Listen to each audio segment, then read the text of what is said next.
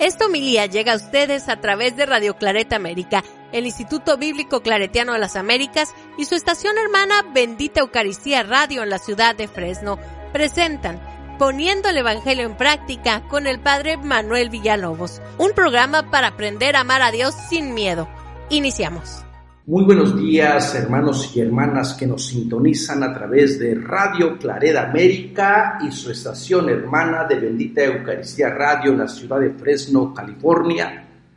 Reciban un cordial saludo. Soy Manuel Villalobos Mendoza, encargado de la Pastoral Bíblica Claretiana de la provincia de los Estados y Canadá.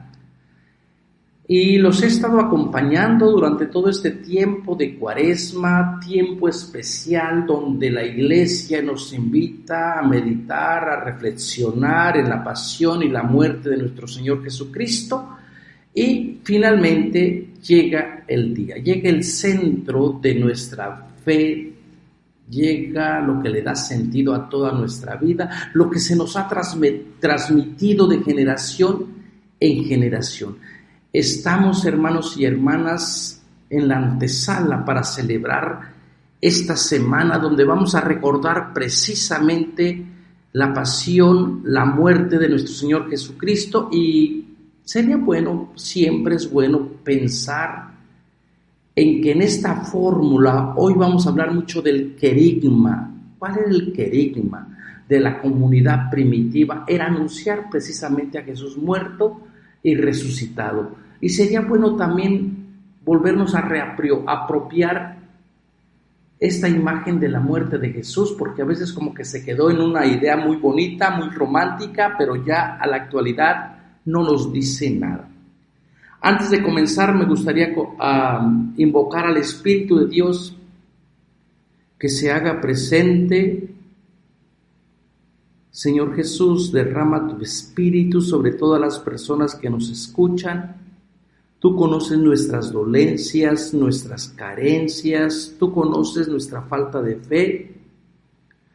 Tú nos invitas también como la comunidad de Jesús a estar atentos, a estar vigilando, pero lamentablemente las preocupaciones, los problemas de la vida nos hacen olvidarnos de ti, nos vamos por diferentes caminos. Una y otra vez tú nos das la oportunidad de volver con un corazón contrito, un espíritu humilde a reconocerte que te hemos fallado. Pero en vez de hacer eso, insistimos en separarnos de ti. Pero a pesar de nuestro pecado, tu gracia siempre nos alcanza y siempre está disponible. Te pedimos que en esta semana que vamos a conmemorar la pasión, la muerte de nuestro Señor Jesucristo, aprendamos también como Él a ser fiel en los momentos difíciles. Todo esto te lo pedimos por Cristo nuestro Señor. Amén. Miren, hoy el Evangelio está bastante largo, es precisamente toda la pasión. Bueno, en el Evangelio de Marcos, el Evangelio se lleva desde el capítulo prácticamente 14, 15, 16, hablando acerca de la pasión de Jesús. Incluso algunos biblistas dicen que el Evangelio de Marcos es el Evangelio de la pasión con una gran introducción, porque todo lo que gira en el Evangelio de Marcos está la pasión como el eje central de toda la narrativa. ¿Y por qué era importante la pasión? Bueno, porque eso era lo que estaba más fresco en la memoria. Todas las historias que se escribieron primero fueron todas las que tenían que ver con la pasión de Jesús.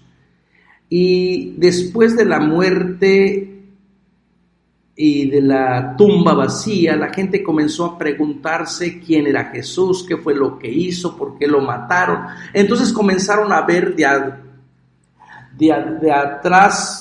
adelante para atrás. Comenzaron a pensar, mira, Jesús hizo esto, hizo lo otro, y por eso es que lo crucificaron. Bueno, así que no vamos a poder leer todo el Evangelio, porque nos llevaría prácticamente todos los 40 minutos de esta reflexión. Sería muy fácil para mí, pero a lo mejor ustedes quieren entender un poquito la muerte de Jesús. ¿Qué es lo que está detrás de ese simbolismo, verdad? Una muerte horrenda, una muerte de lo peor, como era en el siglo I. Entonces necesitamos también entender un poquito este contexto, porque a nosotros parece que ahora también hay una cultura a la muerte, pero no una muerte que queda prácticamente en la muerte. Todo el culto que se ha dado en México, por ejemplo, a la muerte, a la Santa Muerte, un afán de estar redimiendo este aspecto de la muerte. La muerte de Jesús no fue así, no se da culto a la muerte viene a consecuencia de la propuesta del reino. Bueno, entonces, lo primero, la comunidad, recuerden, los evangelios se escribieron cuando ya habían sucedido todos los acontecimientos. Y a veces este detallito para la gente le es muy difícil porque piensan, la gente cree que Jesús iba llevando, o el cronista, vamos a llamarle así, o el evangelista iba anotando lo que Jesús iba haciendo día con día. Decía, bueno, mañana vamos a ir a la casa de Marta y de María, y seguramente que Marta, como siempre, va a estar ocupada con las tareas del trabajo, con los afanes de este mundo, y María, en cambio, se va a poner a mis pies a escucharme la palabra de Dios, y yo le voy a decir que María se ha escogido la mejor parte. Ninguno de los acontecimientos que encontramos en los evangelios se escribieron en el momento. Todo es una reflexión posterior. Ya los acontecimientos habían sucedido. Entonces tenemos que irnos quitando esta idea porque nos va a ser más difícil tratar de explicarles. Entonces, el Evangelio de Marcos se escribe en el año 65. Vamos a dar por hecho de que Jesús muere en el año 33. Vamos a dar por hecho también de que Jesús nace en el año 0, que sabemos que esto no es cierto. No sabemos la fecha del nacimiento de Jesús, hay un margen de error, no sabemos que Jesús, con toda certeza, Jesús no nació en diciembre, pero bueno, por tradición se ha puesto que Jesús nació en diciembre. También tenemos este margen de error para el nacimiento de Jesús, pero bueno, vamos a seguir utilizando solamente por esta reflexión que Jesús nace en el año 0, a los 30 años comienza su vida, su ministerio predicando la buena noticia, dura 3 años supuestamente el ministerio de Jesús, a los 33 años Jesús no muere, a Jesús lo matan. Esto es muy diferente. Y eso es lo que tenemos que ir aprendiendo. Entonces, a Jesús lo matan en el año 33 y los evangelios se empiezan a escribir el primer evangelio de Marcos se empieza a escribir en el año 65. Así que tenemos desde el 33 al 65 toda una tradición oral, una tradición de los testigos oculares, de aquella gente que convivió con Jesús, que lo escuchó, que lo conoció físicamente. Toda esa primera generación de personas no escribieron absolutamente nada porque todavía la imagen, la figura de Jesús estaba fresca en su recuerdo. Solamente comentaban acerca de ellas. Sin embargo, cuando esta generación empieza a morir, empieza a desaparecer los testigos oculares de los que conocieron a Jesús, la gente se ve en la necesidad de poner por escrito esa memoria para que no se pierda el recuerdo, para que no se pierda esa imagen que se tenía de Jesús. Entonces, y además las circunstancias históricas nos dicen que muchas comunidades emigraron, y cuando la gente migra también se lleva su fe, se lleva sus tradiciones, se lleva su creencia. Bueno, eso fue un poquito lo que sucedió con la figura de Jesús. Entonces, cuando la comunidad que conoció a Jesús de los testigos oculares empieza a morir, entonces se ve la necesidad de ir creando, de ir poniendo por escrito acontecimientos que la gente creyó guardar. Y por supuesto tenemos que decir que no todo lo que hizo Jesús quedó escrito. Porque los evangelios nunca pretendieron escribir biografías que nos dijeran santo y seña de lo que Jesús hizo. Los evangelios solamente se basaron en eventos que tenían que ver con cuestión de fe y que esa comunidad creyó importante para la comunidad, para mantenerlos vivos en la imagen. Es como cuando mamá o papá muere, uno recuerda lo que mamá y papá nos decían, los valores que nos transmitieron, las creencias, las costumbres, sus dichos, su manera de entender la vida. Bueno, con Jesús sucedió algo similar. La comunidad, después de que Jesús lo matan, la comunidad se comenzó a decir, bueno, ya la gente que conoció a Jesús está muriendo. Ya la gente de los testigos oculares están desapareciendo y no queremos que el mensaje de Jesús se pierda. Entonces, ¿qué hay que hacer? Comenzar a poner por escrito todo lo que nosotros estamos platicando, todo lo que nosotros hemos conversado acerca de Jesús, ponerlo por escrito. Y lo primero que se pone por escrito es todo lo que tiene que ver con la pasión. Así que esta pasión que vamos a escuchar en este domingo de Ramos es lo primero que se puso por escrito. Y después de allí tuvieron que la gente contestar las preguntas. Bueno, sabemos que a Jesús lo mataron, lo crucificaron. Y la primera pregunta que se le viene a la mente, ¿por qué lo mataron? Y entonces, para contestar esta pregunta de por qué mataron a Jesús, ustedes pueden pensar fácilmente, ay, ¿cómo que el Padre no sabe por qué lo mataron? Inmediatamente ustedes van a decir, ay, lo mataron nuestros pecados. Bueno, esa es una manera muy fácil de decir, pero no tiene toda la veracidad. Tenemos que entrar un poquito en detalles. ¿Por qué mataron a Jesús? ¿Qué fue lo que Jesús hizo? Y lo primero que, solamente pinceladas para que vean cómo es que Jesús... A mí hasta me extraña que Jesús, con todo lo que dijo, con todo lo que hizo, con todo lo que los evangelios nos transmiten acerca de las enseñanzas de Jesús, me extraña que Jesús haya durado tanto, haya durado los 3 años, que no lo hayan matado antes. ¿Por qué? Porque lo que proponía el hermano Jesús de verdad era contracorriente, de verdad era revolucionario, que hasta el día de hoy, hermanos y hermanas, si no se espanten, yo les aseguro que todavía no hemos puesto ni el 5% de lo que quería Jesús en práctica.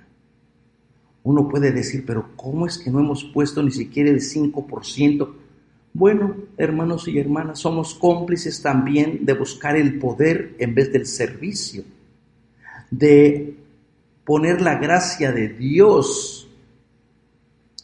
para todas las personas, en vez de comenzar a darle en goteros, es decir, solamente unos poquitos se salvan. Bueno, en fin.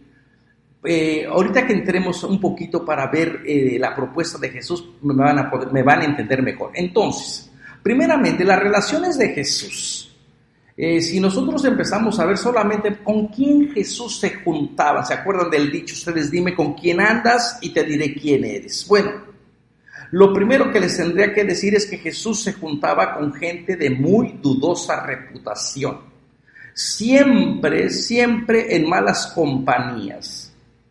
Y para el siglo I, que una persona que se dice venir de parte de Dios, que se dice rabino, que se dice maestro, que de pronto empiece a juntarse, por ejemplo, con mujeres, que las acepte como sus iguales, que las invite a formar parte de su comunidad y que las trate como personas, pues esto era bastante radical. Fíjense lo que se decían en el siglo I acerca de las mujeres. Decía la gente, primero sea quemada la ley que enseñarle a las mujeres.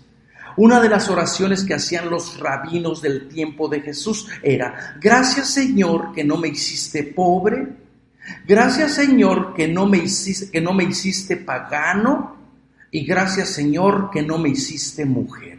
El ser mujer era un defecto.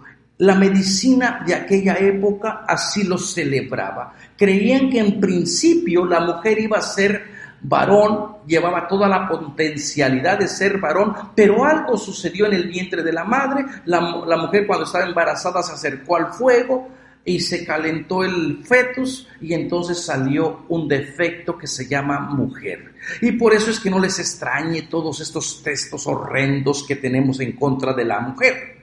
Que Eva es la pecadora, no le permito a la mujer que hable, que se calle, no le permito a la mujer que enseñe. Bueno, esas cartas horribles que tenemos por allí, donde a la mujer se le ha sometido. Pero llega un buen día, un joven de Galilea con una visión diferente, y dentro del grupo que él trató de unir para mostrar que la misión es compartida, pues también incluyó a mujeres. Y ustedes me pueden preguntar, pero ¿cómo? ¿Que acaso no solamente eran los 12? Acuérdense que ese es un símbolo, el número 12. Si ustedes van al Evangelio de Lucas, en el capítulo 8, también les va a dar una lista. Ahí vamos a encontrar que dentro de la lista que llames a María Magdalena, María Salomé y a otras muchas mujeres que lo habían seguido.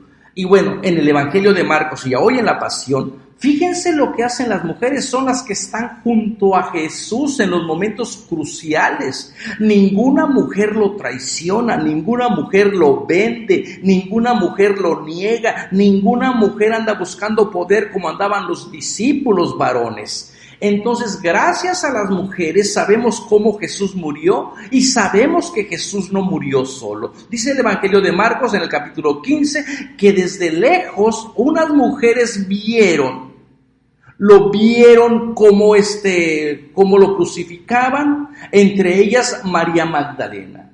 Nosotros acabamos de terminar la semana pasada un curso sobre las mujeres. Y bueno, tenemos todo un video acerca de María Magdalena. Así que si tú quieres saber quién fue esta mujer, María Magdalena, visita nuestra página de www.ibicla.org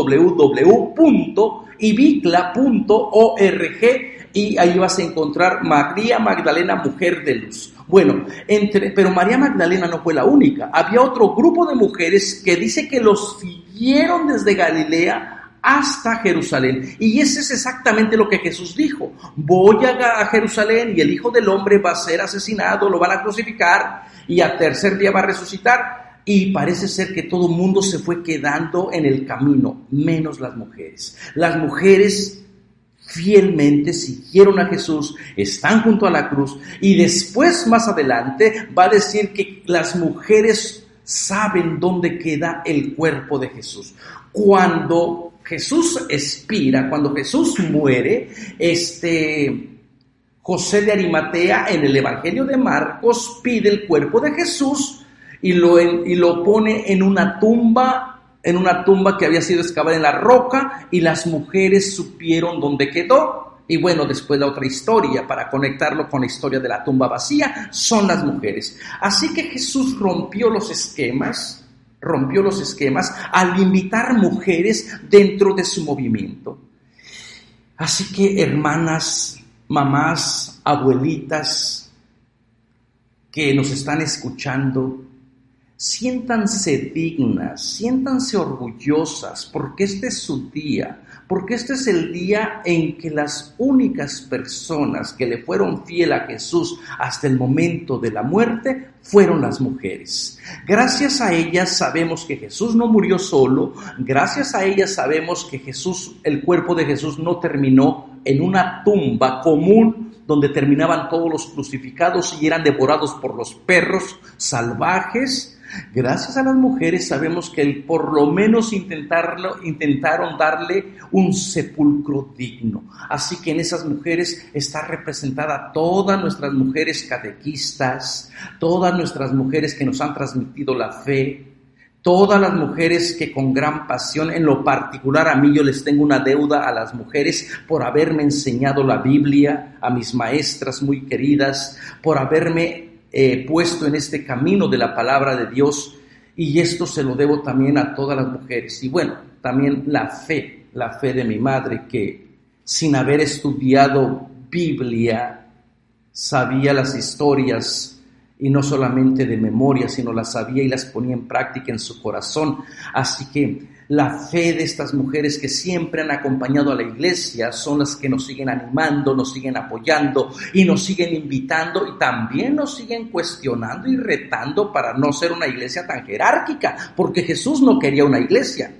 Esto es otra de las cosas que vamos a ir viendo. Jesús no vino a fundar una iglesia, Jesús vino a fundar una comunidad alternativa. Jesús vino a anunciar el reino.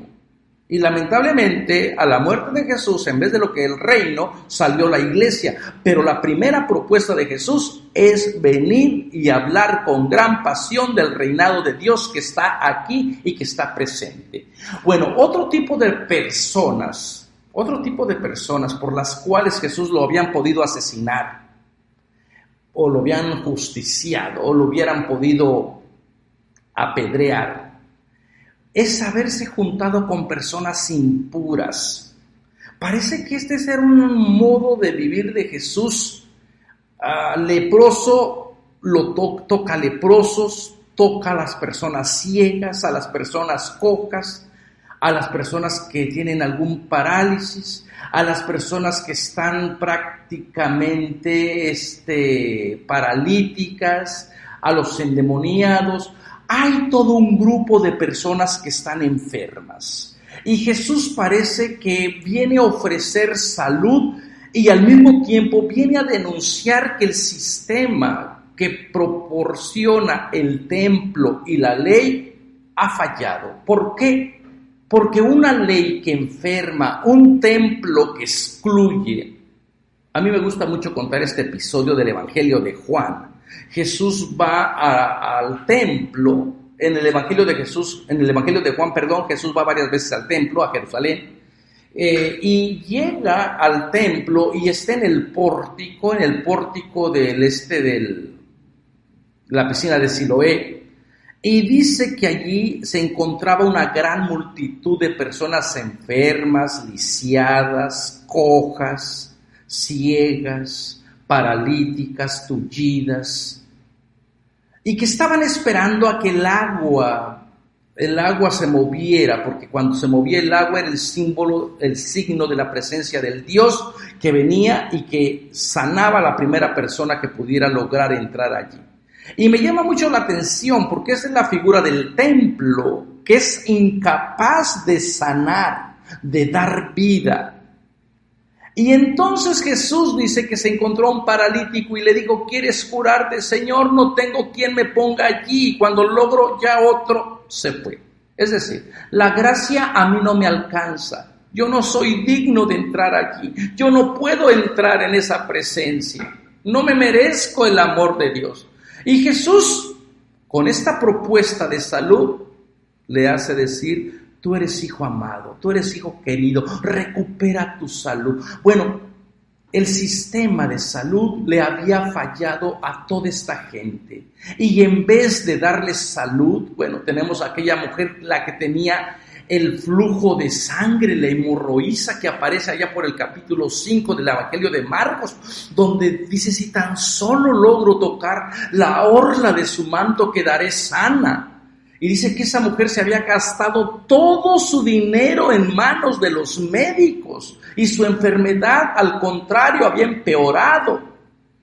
Y Jesús es fuente de vida. Así que Jesús tiene un sistema de salud diferente, donde no enferma, donde los libera, donde cura, donde sana, donde les hace mostrar que son hijos, que son hijas de Dios. Y yo por eso siempre digo, hermanos y hermanas, una religión que enferme, una institución que te haga sentir que no eres digno, que no eres digna, no puede ser la religión de Jesús.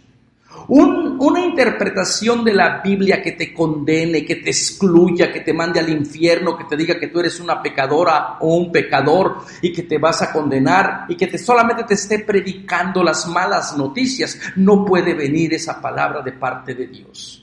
Entonces, ¿qué es lo que tenemos que hacer? Escuchar otra vez la propuesta de Jesús, de este Jesús que vino con un poder sanador, un poder de hacerte persona digna, un poder de sentirte amado, querido. independientemente de tu historia.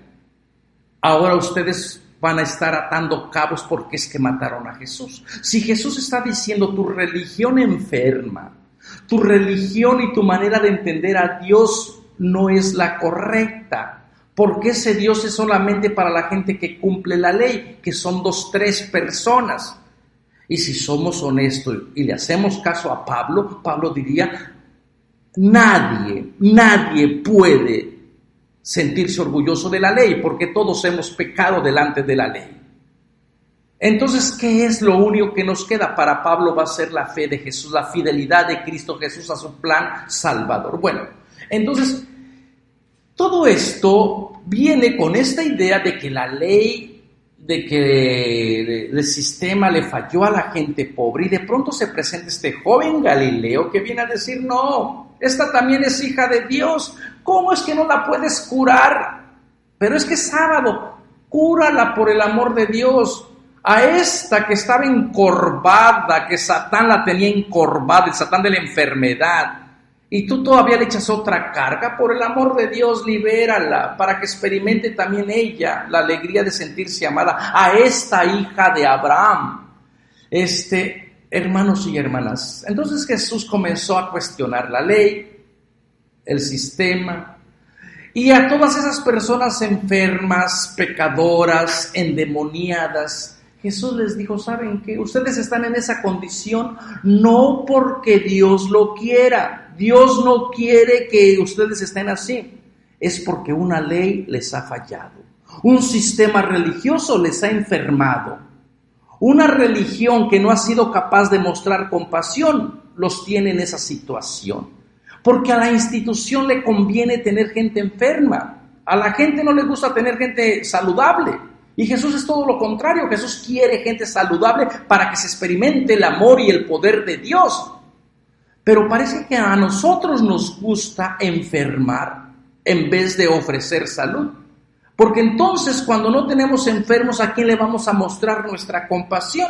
Por eso es que la gente, cuando uno está enfermo, todo mundo quisiera hacerle un bien. Y cuando uno está sano, ni siquiera la gente te habla ni te saluda. Bueno, en fin. Entonces Jesús parece que tiene una propuesta muy diferente. Y claro, si está cuestionando la ley, pues entonces les está diciendo el templo no funciona. Y además el templo, bueno, cuando se escribe el Evangelio de Marcos, todavía el templo no está, todavía el templo está. Si es que nuestra hipótesis es correcta, el templo se destruyó en el año 70. Bueno, entonces, cuando la gente experimenta al Dios de Jesús, pues la gente como que toma un respiro. Tanta ley le habían aventado a la pobre gente, ¿no? Y bueno, ahora sí pueden entender por qué es que Jesús incomodó a gente, por qué es que a Jesús lo mataron. Imagínense que a nosotros nos dijeran, ¿sabes qué? Tu religión está bien, tú te estás preocupando porque eres de la Iglesia Católica, Apostólica y Romana, pero que te dijeran tu religión en vez de darte vida, te da muerte, te enferma, no te hace sentir hijo e hija de Dios. Pues es lógico que hay personas que les van a decir, ay, esa es una herejía. ¿Cómo es que se atreve a hablar así en contra de nuestra religión? Bueno, lo mismo pasó con el pueblo judío. Otra de las grandes cosas, otra de las grandes relaciones que a Jesús probablemente le causó un poquito de problema fue el contacto con los pecadores. Fíjense que la gente en el siglo I, aparte de pobre, enferma, también la catalogaron como pecadora. La gente se enfatizó tanto en estar predicando acerca del pecado, del pecado, del pecado. Yo hace un par de semanas estaba predicando justamente en alguno de las homilías. Y aunque no contesto los correos o lo que ustedes escriben en sus comentarios, sí los leo. Y estaba leyendo a una mujer que decía, ay, se estaba quejando porque decía que yo no predicaba sobre el pecado, y que debería de enfatizar tanto en el pecado. Pues yo creo, hermanos y hermanas, que se ha enfatizado por 2000 y tantos años el pecado, en vez de enfatizar la gracia, la misericordia y la compasión de Dios. Esto no implica que le diga a usted que me esté escuchando, vaya y peque.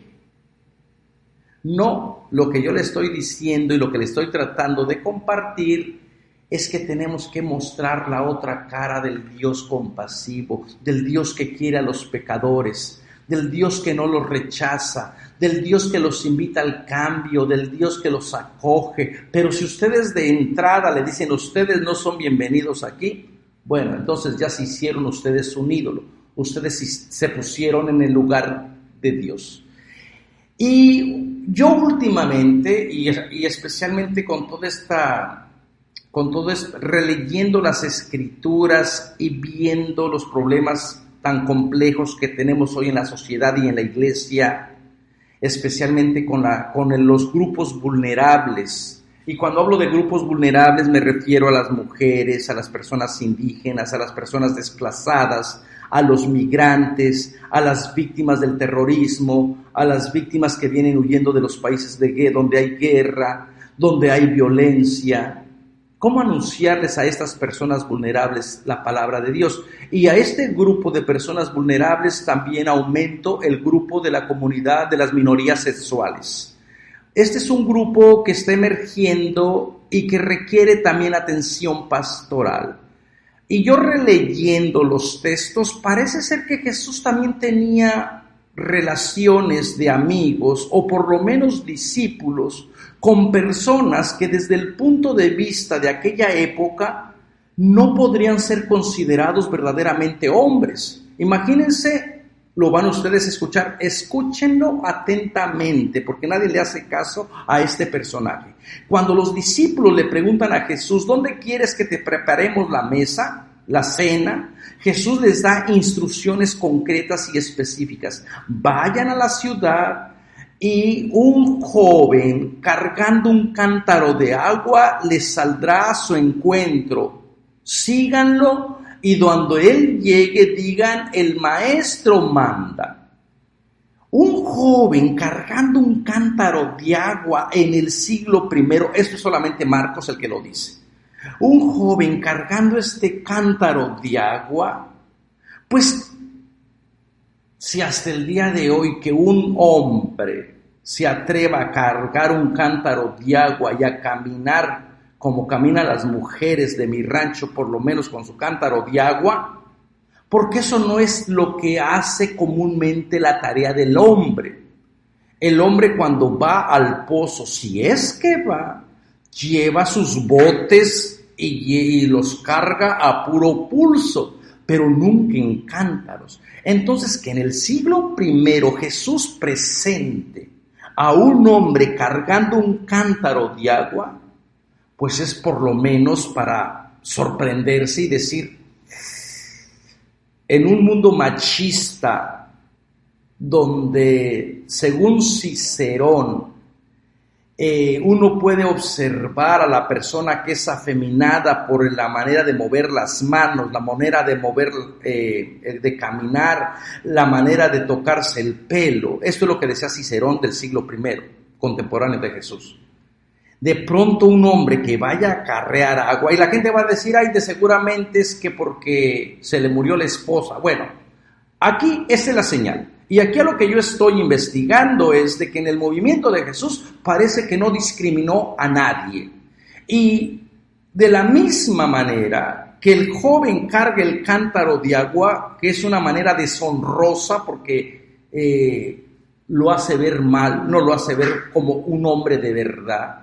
Eso es exactamente lo que Jesús va a hacer. Va a cargar una cruz también que es deshonrosa porque va a ser la muerte más cruel. Ni siquiera va a tener Jesús el derecho de morir como una persona honorable si se suicidara él solo, si se quitara la vida. Y el cargar el cántaro de agua, yo argumento que es el mismo verbo que se utiliza para cargar la cruz. Entonces, esta persona que carga el cántaro de agua de alguna manera está conectado con el discipulado de Jesús. Y está conectado porque puede ser un discípulo también de Jesús. Y uno puede decir, ¿puede acaso una persona ser discípula si es afeminada, si es mujer, si es impuro? Sí. Desde el punto de vista de Marcos, sí. Desde el punto de vista de Marcos, lo importante no es quién eres, lo importante es el servicio que prestas. Todo el que esté dispuesto a negarse a sí mismo y cargar la cruz, esa persona puede ser discípula de Marcos. Ahora, que a nosotros nos cueste trabajo, miedo, temor, incluso no queremos ni siquiera hacer ministerio con las comunidades minorías sexuales, este es otro asunto, este es otro problema. Pero de que en el movimiento de Jesús y bueno, no es el único caso. Y de aquí les vuelvo a invitar para el mayo 18 vamos a tener un simposio internacional y yo voy a hablar acerca de un joven que corre desnudo, que también aparece en Marcos. Un joven que corre desnudo en plena noche, y tú dices, bueno, un joven en plena noche corriendo desnudo. También voy a argumentar que esa persona es discípula de Jesús. Todo es un simbolismo. Bueno, si les he picado la curiosidad y si a esas alturas todavía me van siguiendo, pues estén atentos y atentas para ver los argumentos. Lo que estoy tratando de decir es que la propuesta de Jesús no discriminó a nadie. Invitó a mujeres, a impuros, a pecadores, a personas buenas, a personas no tan buenas, porque ese es el Dios de Jesús, el Dios de la misericordia. Y entonces ahora sí pueden saber por qué es que Jesús lo mataron. Y no solamente por juntarse con esas personas que Jesús debería de haber evitado, también porque Jesús cuestionó la ley de la pureza. Imagínense, el pueblo de Israel tenía 613 leyes, y de esas 613 leyes las dividieron en leyes mayores, leyes menores, y aparte de esas leyes, Jesús cumplió la ley. Jesús fue judío, vivió como judío y murió como judío. Así que Jesús no es que rompió la ley, no, Jesús cumplió la ley. Lo que Jesús cuestionó fue la manera de interpretarla y también la manera de las otras tradiciones que se hicieron ya hechas por humanos, que a la ley le fueron aumentando tradiciones que nada tenía que ver con la ley. Para no violentar la ley, para no quebrantarla, entonces le aumentaron otra tradición, ¿no? Entonces, de pronto Jesús un buen día en el Evangelio de Marcos llega en el capítulo 7, y la gente empieza a preguntar y a criticarlo por cuestiones de comida. ¿Por qué el maestro no se lava las manos como hacen los judíos? ¿Por qué come con gente impura? Y Jesús dice, óiganme bien, no son los sanos los que necesitan al médico, son los enfermos. Y luego convoca en ese mismo capítulo, y escúchenme bien, no es lo que entra de afuera que contamina al ser humano, es lo que sale de adentro que contamina al ser humano. Y con esto Jesús prácticamente en el Evangelio de Marcos le está dando otro sentido totalmente a las leyes de pureza. No es la ley la que te puede quitar tu dignidad, no es la institución, no es toda la doctrina que te han hecho sentir que tú no eres digno, que tú no eres digna. Todo lo que entra se va al excusado, como Jesús dice, porque no entra en el corazón. Pero si tú permites, si alguien te dice que no eres digno, que no eres digna, y tú le permites creer esa falsedad, esa mentira, entonces, hermano y hermana, allí sí va a destruir tu pureza de ser hijo y de ser hija de Dios. La dignidad de ser hijo, de ser hija de Dios, no está en negociación. Eso es un derecho que tenemos, un derecho divino, que Dios mismo nos ha regalado. En la persona de Jesús, somos hijos e hijas de Dios. Entonces nadie tiene el derecho de venir a decirte lo contrario. Pero si tú crees, y desde tu corazón si tú crees que tú eres malo, entonces desde allí sí tú estás haciendo una opción equivocada.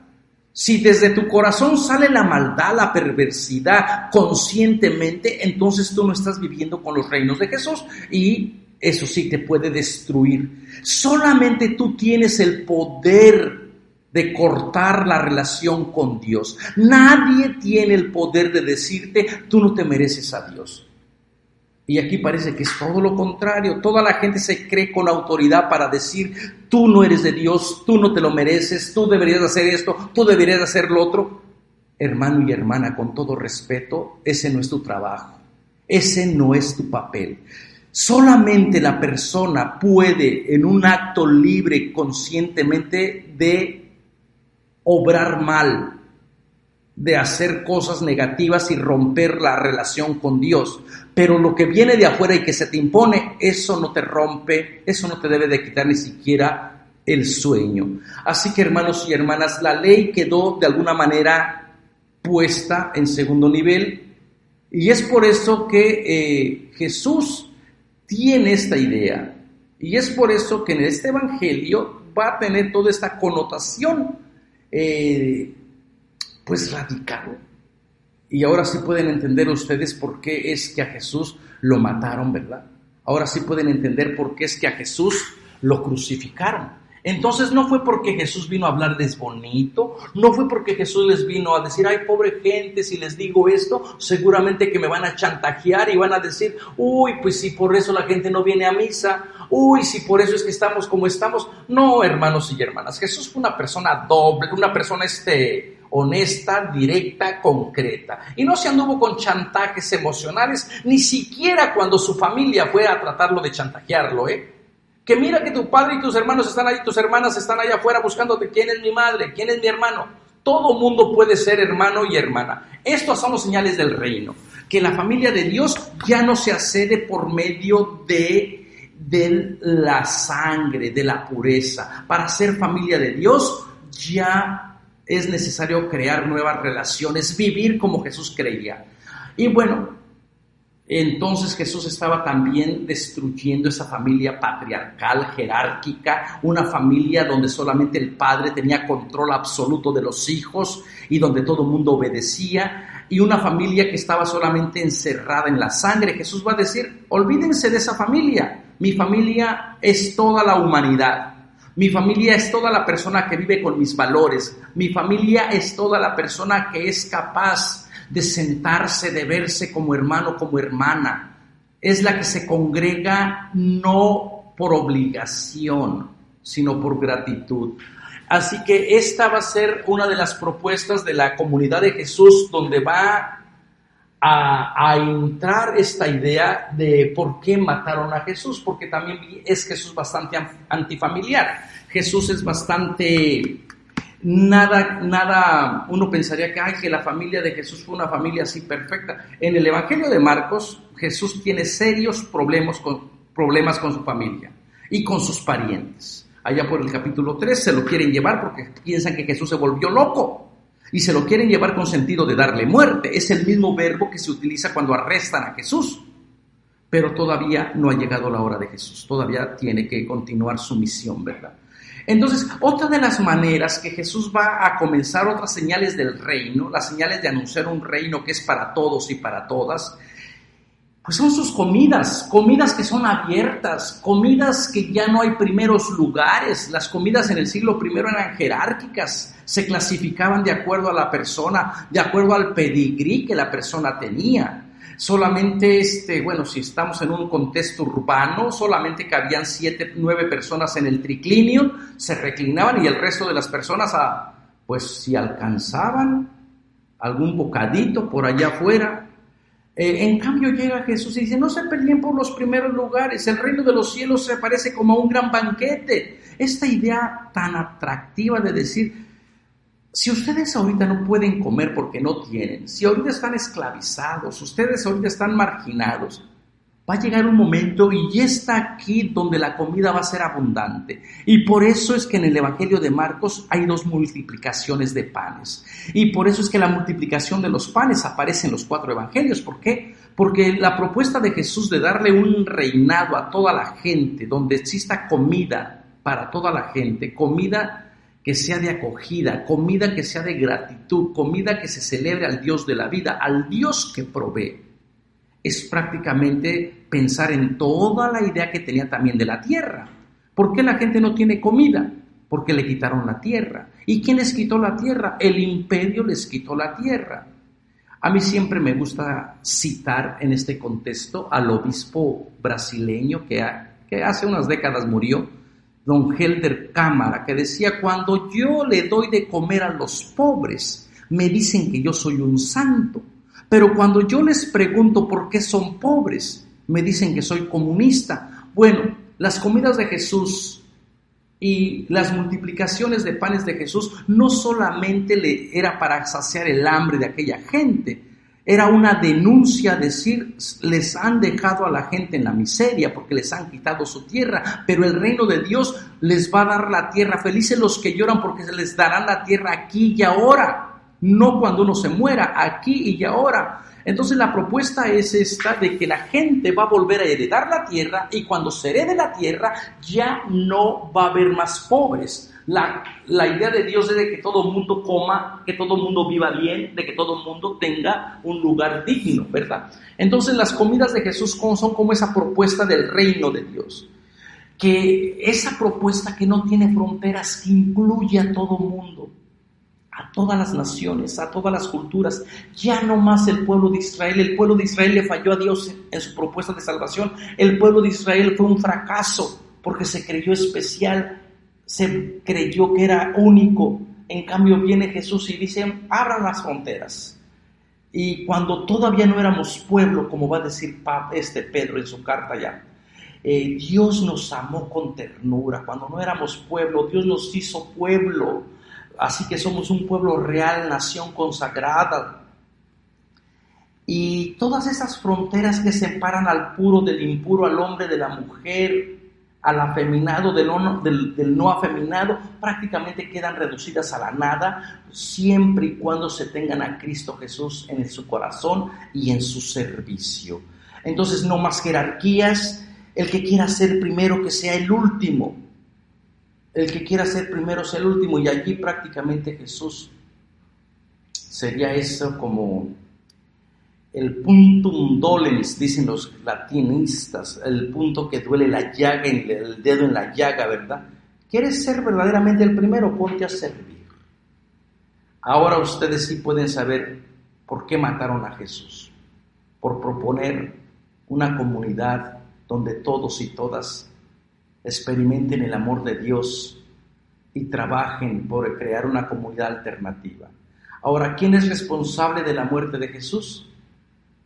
Tendríamos que decir y traer a juicio que, en primer lugar, la clase sacerdotal alta, los pocos ricos altos de la Jerusalén, y en complicidad con el Imperio Romano. Ellos son los responsables de aquella época de la muerte de Jesús. Ellos son las personas que deberían ser llamadas a juicio por haber matado al Hijo amado de Dios. Los judíos de aquella época, y no todos los judíos, hay que recalcar esto, porque también hemos a través de la historia acusado a los judíos de la muerte de Jesús, ¿verdad?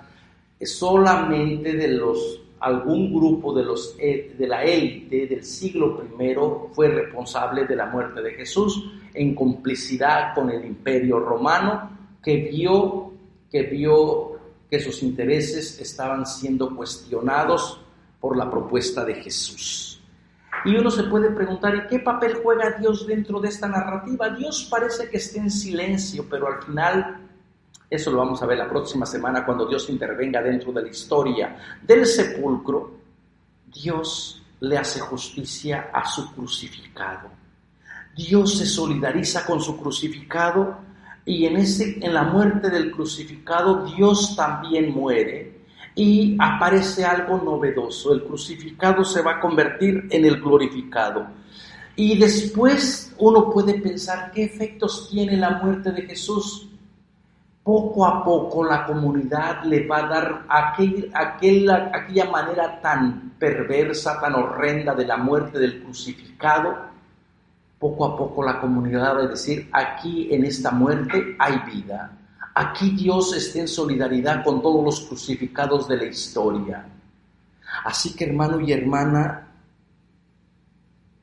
estos son algunos puntos que a lo mejor nunca te los habías puesto a imaginar, a ver a Jesús desde esta óptica, ver a Jesús y a la muerte de Jesús como un evento prácticamente donde Dios se queda en silencio y después va a intervenir en su crucificado. Y te invito a que en esta semana que vas a escuchar la historia de la pasión 2 veces, el domingo de Ramos y el viernes Santo, estos puntos te queden por lo menos reflexionando en tu corazón y en tu mente, para que entiendas que verdaderamente la propuesta de Jesús era una propuesta muy radical, muy revolucionaria, y por eso es que no nos hemos atrevido a ponerla en práctica al 100%. Esperemos que con estas reflexiones también tú puedas vincularte, seguirle a Jesús como los discípulos y aprendas que en el servicio hay vida, y aprendas también en crear una comunidad alternativa donde todos y todas puedan sentirse hermanos y hermanas, y donde toda la gente, toda la humanidad sane una manera diferente de relacionarse también con Dios. Esa es otra de las cosas por cual mataron a Jesús, que se atrevió a llamarle papá, una imagen muy íntima, muy personal. Yo les he dado algunas pinceladas solamente, ojalá y que pudiéramos ir viendo cada cosita, pero es imposible. Así que bueno, los espero la próxima semana, donde nos vamos a sorprender que el crucificado es ahora el resucitado y que Dios está detrás de la escena, ¿verdad? Que Dios no abandona a su crucificado, sino que siempre ha estado en los momentos más difíciles. Nos vemos la próxima semana. Les hice mención a varios videos que tenemos. Así que si tienen tiempo, esa es una muy buena manera de poner todo el Evangelio en contexto. Gracias, que tengan buen día, cuídense mucho y que el Señor les bendiga. Los invitamos a escuchar más programas de crecimiento espiritual y emocional en radioclaretaamerica.com y a seguir en YouTube a la Escuela Bíblica Claretiana de las Américas. Visite ibicla.org.